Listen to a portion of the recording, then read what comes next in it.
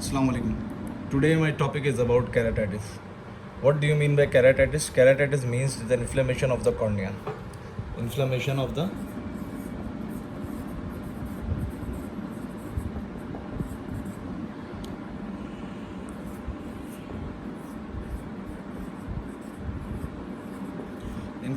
cornea.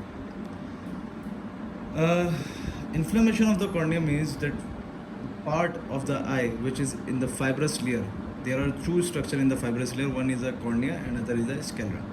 So if there is an inflammation of the cornea or the anterior 1/6 part of the fibrous layer is known as a keratitis. Or if the 5/6 part of the fibrous layer is inflamed, so it is called as scleritis because there is a sclera over there on the posterior 5/6 part. So keratitis is an inflammation of the cornea. When keratitis occurs, so there is the formation of the corneal ulcer.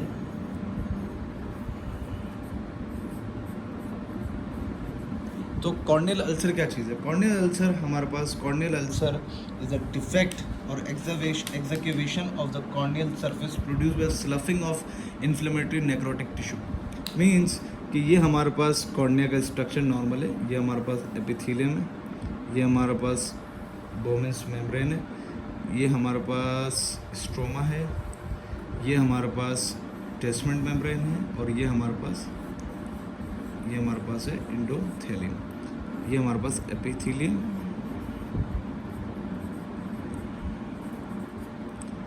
बोमेंस membrane, stroma, Descemet's membrane, endothelium.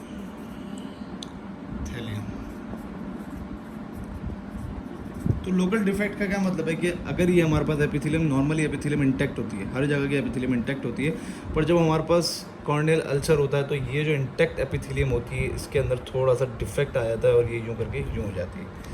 ये defect है हमारे पास. ये defect क्यों हुआ? जब भी कोई चोट लगती है या हमारे पास कोई बैक्टीरियल इन्फेक्शन, वायरल इन्फेक्शन, हम लोग अभी पढ़ेंगे एटियोलॉजी ऑफ द केराटिटिस के अंदर, जब भी कोई ऑर्गेनिज्म या जब भी कोई फॉरेन बॉडी इसको जाके हिट करेगी तो ये जो एपिथेलियम है, क्योंकि epithelium is the outer most part of the cornea, तो सबसे पहले डैमेज ही होगा.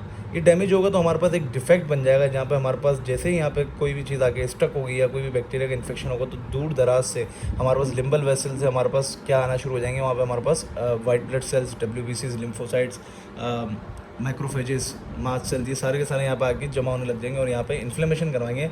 और इन्फ्लेमेशन के नतीजे में ये जो हमारे पास होगा ये पूरा एक डिफेक्ट बन जाएगा जिसको हम लोग क्या कहते हैं? जिसको हम लोग कहते हैं कॉर्नियल अल्सर. इसको लोग क्या कहते हैं? Corneal ulcer. अगर ये डिफेक्ट बहुत ज़्यादा डीप होता चले जाता है तो ये बोमेंस मेम्ब्रेन को भी कवर कर लेगा, स्ट्रोमा को भी कवर कर लेगा. स्ट्रोमा के अंदर भी सुपरफिशियल स्ट्रोमा को कवर करेगा, डीप स्ट्रोमा को, फिर टेस्टमेंट मेम्ब्रेन तक आ जाएगा. और अगर कंप्लीटली उसने पूरे कॉर्निया को इन्वॉल्व कर लिया तो एंडोथेलियम को भी रप्चर कर देगा और एंडोथेलियम को भी डैमेज करेगा. तो हम लोग सबसे पहले जो पढ़ेंगे वो हम लोग सिर्फ एपिथेलियम की हद तक है. तो यहाँ पे हमारे पास एपिथेलियम के अंदर जो डिफेक्ट है उसको हम लोग क्या बोल रहे हैं? Corneal ulcer. इसके बाद एक और चीज़ होती है which is known as a hypopyon ulcer. Hypopyon ulcer क्या है?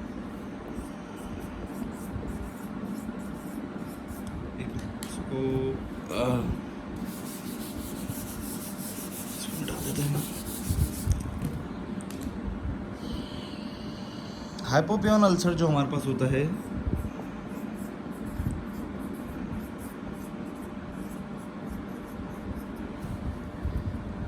ये देखें, ये हमारे पास आई बॉल बना रहा हूँ मैं.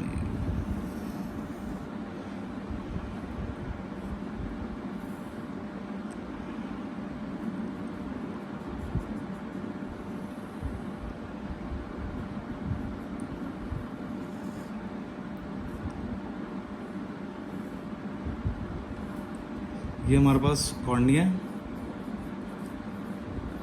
ये हमारे पास क्या है? एंटीरियर चैम्बर है,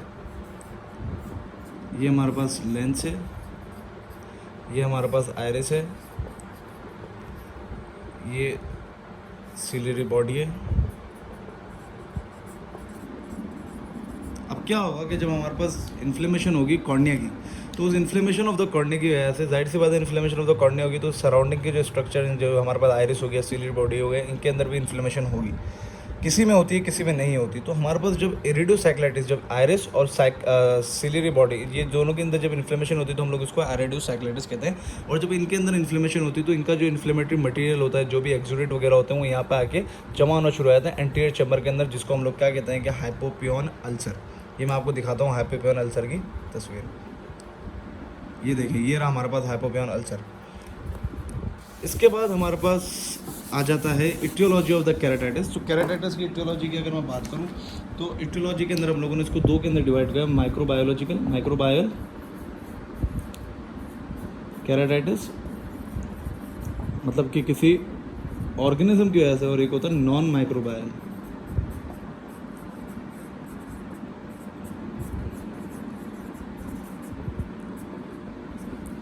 नॉन माइक्रोबायल केराटाइटिस।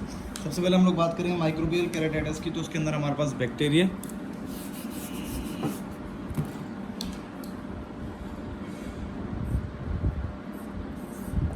बैक्टीरियल आ जाता है।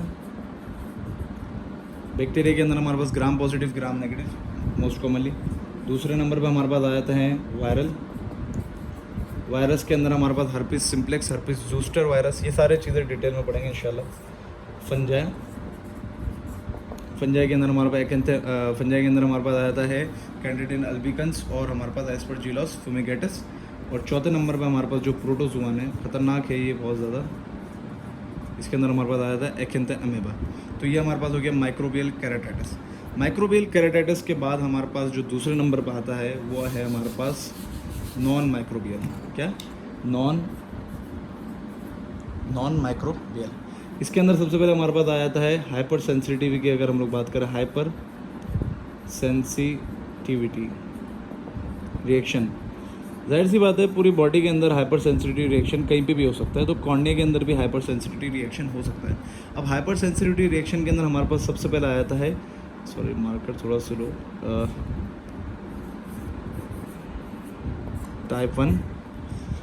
टाइप वन रिएक्शन आया था। टाइप वन रिएक्शन का मतलब ये है कि हमारे पास क्या होता है कि ये आईजी मीडिएटेड रिएक्शन होता है।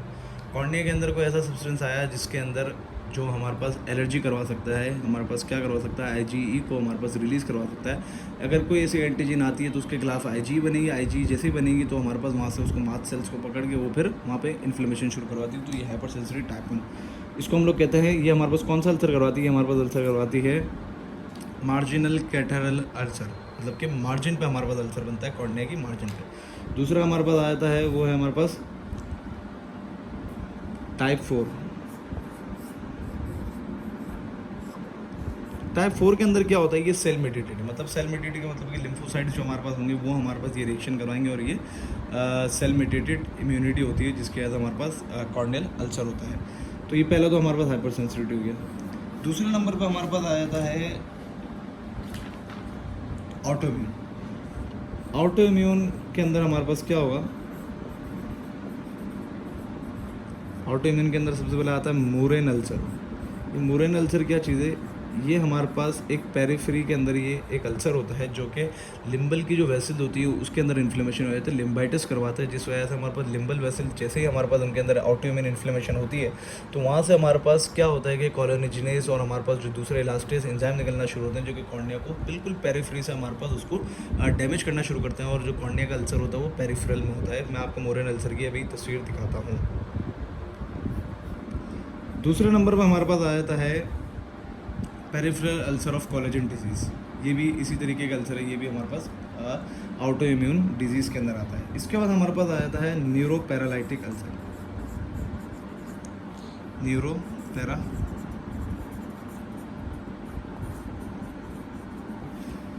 इसके अंदर क्या होता है कि हमारे पास 7th नर्व की पैल्सी हो जाती है,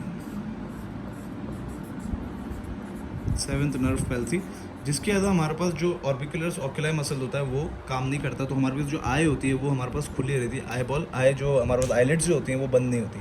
जब आई का ग्लोब बंद नहीं होगा तो उसको क्या होगा कि एक्सपोज होगा, वो एक्सपोज होगा तो उसकी वजह से क्या होगा कि वहाँ पे हमारे पास इन्फ्लेमेशन होना शुरू हो जाएगी और वो हमारे पास क्या करवाएगा? अल्सर करवाएगा। तो हम लोग 7th नर्व पैल्सी के अंदर हमारे पास जो अल्सर आता है वो न्यूरो पैरालिटिक अल्सर है। उसके बाद हमारे पास आता है न्यूरोट्रॉफिक अल्सर। ये क्या चीज़ है? न्यूरोट्रॉफिक अल्सर जो है वो हमारे पास एक इसके अंदर हमारे पास क्या होता है, इसके अंदर कॉर्नियल नर्व जो कि ophthalmic division of the trigeminal nerve है, उसकी अगर हमारे पास कोई मसला होता है, वो अगर डैमेज हो जाती है, तो हमारे पास कॉर्निया के अंदर जो सेंसिटिविटी प्रोवाइड कर रहा है वो हमारे पास कौन प्रोवाइड कर रहा है, ये ट्राइजेमिनल नर्व की ऑप्थेल्मिक डिवीजन। जब ophthalmic division of the trigeminal nerve damage हो जाएगी तो हमारे पास कॉर्निया की सारी सेंसिटिविटी खत्म हो जाएगी, उसका मेटाबॉलिक रिएक्शन वगैरह हर चीज़ खत्म हो जाएगा, तो मेटाबॉलाइट्स वहाँ पे जमा होना शुरू हो जाएंगे। जब मेटाबॉलाइट्स वहाँ पे जमा होना शुरू होंगे तो क्या होगा कि कॉर्निया को पता नहीं लगा रहा कि उसके साथ क्या हो रहा है। जैसे ही कॉर्निया को पता लगता है कि मेरी एपिथेलियम डैमेज हो रही है तो फ़ौरन एपिथेलियम को नई एपिथेलियम बनाना शुरू कर देता है वो। पर जब उसकी सेंसिटिविटी खत्म हो चुकी है तो उसको कैसे पता लगेगा कि उसकी एपिथेलियम डैमेज हो रही है, तो उसके बाद आहिस्ता आहिस्ता कर करके ये सारा का सारा अल्सर बनना शुरू होता है, जो कि हम लोग आगे चल के भी पढ़ेंगे। किसके अंदर हम लोग पढ़ेंगे, हर्पीस के अंदर। हर्पीस वायरस जो है वो इस तरीके से हमारे पास डैमेज करवाता है। तो ये हमारे पास हो गया कौन सा, न्यूरोट्रॉफिक अल्सर। न्यूरोट्रॉफिक अल्सर के बाद हमारे पास आया था एक्सपोजर कैरेटोपैथी। एक्सपोजर कैरेटोपैथी हमारे पास क्या है, ये भी हमारे पास नॉन माइक्रोबियल के अंदर आती है।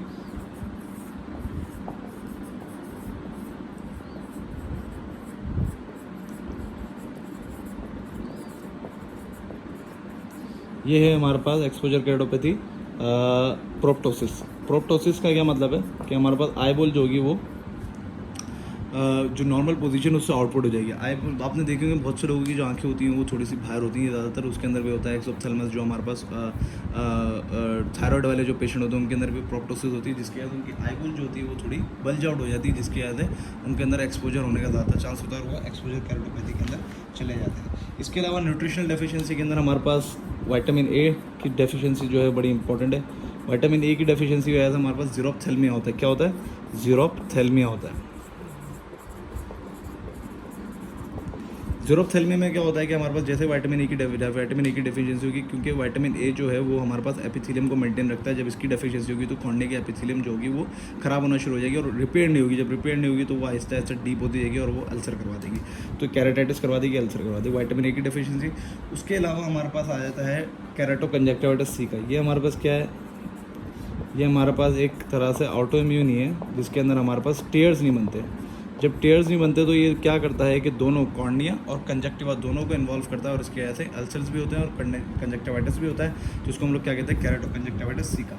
इसके बाद हमारे पास आ जाता है ट्राइकियासिस। ट्राइकियासिस क्या चीज़ है, ट्राइकियासिस का मतलब है abnormal direction of the eyelashes towards the globe. हमारे पास जो आईलैशेस हैं उसकी जो पोजीशन है वो इनवर्ड जा रही है, मतलब कि बाहर की तरफ नहीं, नॉर्मल आई लैशेस बाहर की तरफ होती हैं। ट्राइकेसिस का मतलब है कि eye lashes towards the globe हमारे पास मूव कर रही है, कि मिस डायरेक्शन हो गई है। जैसे ही टुवर्ड्स द ग्लोब हमारे पास जब आई लैशेस जाती है तो वो कॉर्निया, जैसे हम आँखें बंद करेंगे वो कॉर्निया को आगे टच करेगी, कॉर्निया को टच कर करके वो उसके एपिथेलियम को ख़राब करेगी। एपिथेलियम ख़राब करने के बाद फिर वो नीचे डीप जाएगी स्टोमा की तरफ, तो ये अल्सर करवाएगी। इसके बाद हमारे पास आता है इंट्रोपियन। इंट्रोपियन के अंदर क्या होता है कि हमारे पास जो पूरी आईलिड होती है वो ही इनवर्ड मूव करी होती है, तो इंट्रोपियन के कैरेक्टरिस्टिक के अंदर ही ट्राइकियासिस आता है और ट्राइकियासिस जो है वो कैरेक्टरिस्टिक है इंट्रोपियन का। तो इंट्रोपियन जब होगा तो जाहिर सी बात है ट्राइकियासिस होगा और दोनों कंडीशन के अंदर कॉर्निया डैमेज होगा। ये हमारे पास एटियोलॉजी ऑफ द कैरेटाइटिस है। इसके बाद हमारे पास आ जाता है कि इसके सिम्टम्स क्या होंगे, पेशेंट किस तरीके से कंप्लेन करेगा, इसकी कंप्लेन जो है पेशेंट किस तरीके से करेगा, तो हम लोग सिम्टम्स के अंदर लिखें। तो सिम्टम्स के अंदर बंदा सबसे पहले जो बात करेगा वो ये करेगा कि बोलेगा सर मुझे foreign body sensation. Foreign body sensation का मतलब है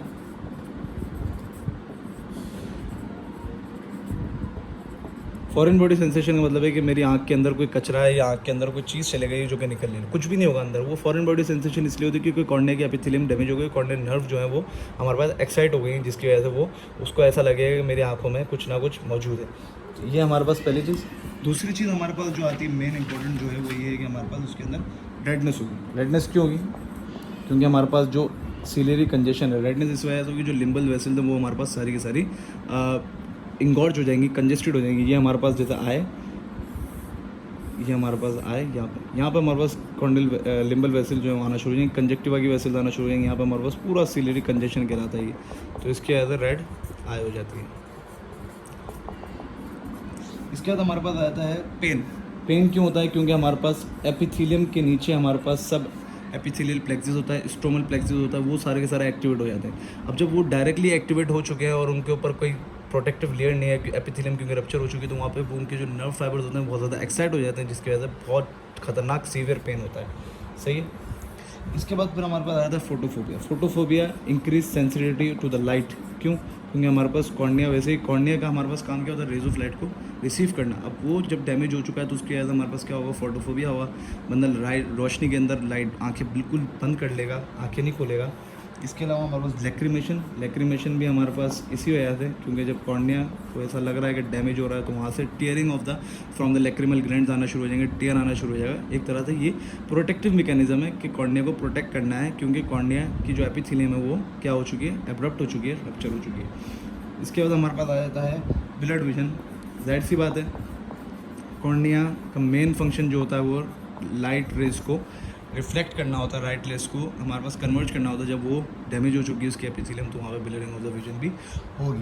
इसके बाद डिस्चार्ज सब कंडीशन में नहीं होगा। डिस्चार्ज सिर्फ और सिर्फ माइक्रोबियल कंडीशन के अंदर होगा। अगर कोई बैक्टीरियल है या फंगल है तो उसके अंदर हमारे पास डिस्चार्ज होगा, जो कि हमारे पास एक्सुडेट फॉर्मेशन होती हैं, जो कि हमारे पास इन द आईलिड हमारे को नज़र आता है डिस्चार्ज। तो ये हमारे पास सिम्टम्स हो गए। साइन की अगर हम लोग बात करें तो साइन में हम लोग स्लिट लैंप एग्जामिनेशन करते हैं। स्लिट लैंप एग्जामिनेशन में हमारे को क्या क्या मिलता है, slit lamp examination. Slit lamp examination के अंदर सबसे पहले तो हमारे को पंक्टेड एपिथेलियल इरोजन्स मिलेंगे। जाहिर सी बात है, सबसे पहले एपिथेलियम की इरोजन होगी तो पंक्टेड एपिथेलियल इरोजन्स मिलेंगे। दूसरे में हमारे पास क्या मिलेगा, पंक्टेड एपिथेलियल केराटाइटिस। और डीप होगी तो केराटाइटिस मिलना शुरू हो जाएंगे। सब एपिथेलियल इन्फ्लेट्स, एपिथेलियम के नीचे हमारे पास कुछ इन्फ्लेट्स नज़र आएंगे, कॉर्नियल फिलामेंट्स नज़र आएंगे। उसके अलावा वेस्कुलराइजेशन अराउंड द कॉर्निया नज़र आएगी।